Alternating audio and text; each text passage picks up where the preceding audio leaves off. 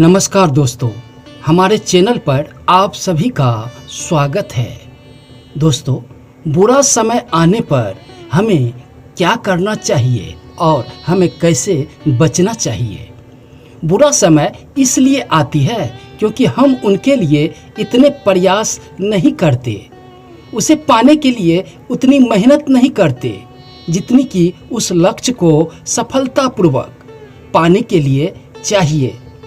हम अक्सर मंजिल पाने से पहले ही थक जाते हैं और संघर्ष की राह से विमुख हो जाते हैं। घर में सुख शांति बनाए रखने के लिए गलत कामों से और बुरी आदतों से बचना चाहिए। धर्म के अनुसार आचरण करने वाले लोगों को विशेष लाभ मिलता है और वे हर काम में सफल होते हैं। गरुड़ पुराण के आचरण कांड में नीति सार नाम का एक अध्याय है।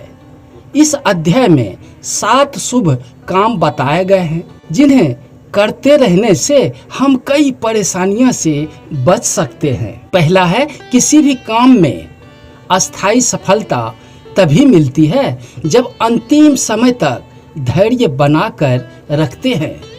जब भी धैर्य छोड़कर जल्दबाजी की जाती है, असफलता होने की संभावना बढ़ जाती है। खास तौर पर बुरे समय में धैर्य का साथ नहीं छोड़ना चाहिए, वरना परिस्थितियां और ज्यादा बिगड़ जाती है। अत्यधिक क्रोध सोचने समझने की क्षमता को खत्म कर देती है। क्रोधी की वजह से जीवन और घर में हमेशा अशांति रहती है, इसलिए क्रोध को काबू में रखना चाहिए। इसके लिए रोज कुछ देर ध्यान करना चाहिए। 5 इंद्रियां, आँख, नाक, कान, मुंह और त्वचा को हमेशा बस में रखना चाहिए। अगर ये इंद्रियां बस में नहीं रहेगी तो जीवन में परेशानियां बनी रहेगी।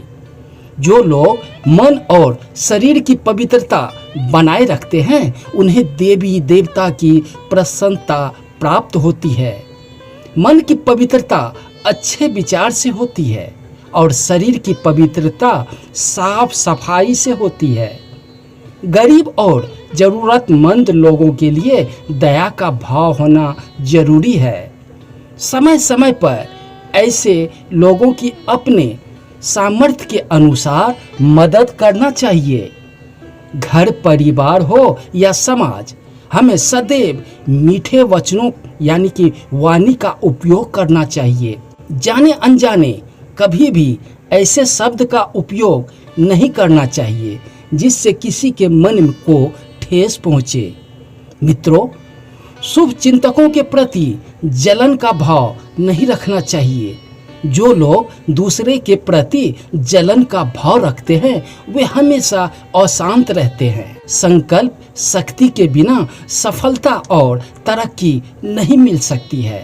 दोस्तों, मैं एक कहानी सुनाता हूँ जो आपको बताएगी कि जीवन में सफलता पाने का राज क्या है। एक बार सुकरात से किसी आदमी ने पूछा, सफलता का राज क्या है। सुकरात उसे नदी किनारे ले गए और बोले कि सफलता का राज नदी में है, इसलिए अंदर चलो, तुम्हें खुद ही पता चल जाएगा। सुकरात के साथ नदी में वह आदमी घुसता है। जब गर्दन तक पानी आ जाता है तो आदमी बोलता है, अब तो बता दो सफलता कैसे मिलती है।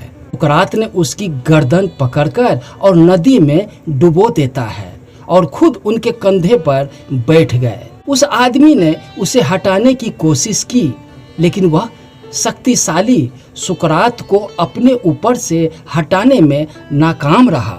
जब वह आदमी बिल्कुल डूबने लगा था, उसे लगने लगा कि वह इस पागल सुकरात के हाथों मारा जाएगा, तो उसने अपनी पूरी ताकत लगाकर सुकरात को गिरा दिया और चिल्लाने लगा, ये क्या तरीका है?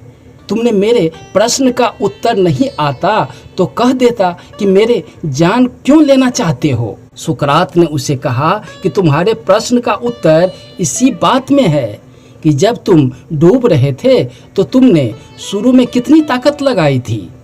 आदमी ने कहा, पहले तो मेरी कुछ समझ में ही नहीं आया कि यह क्या हुआ, मुझे लगा कि तुम मजाक कर रहे हो, इसलिए मैंने थोड़ी सी ताकत लगाई और सोचा कि तुम खुद ही हट जाओगे।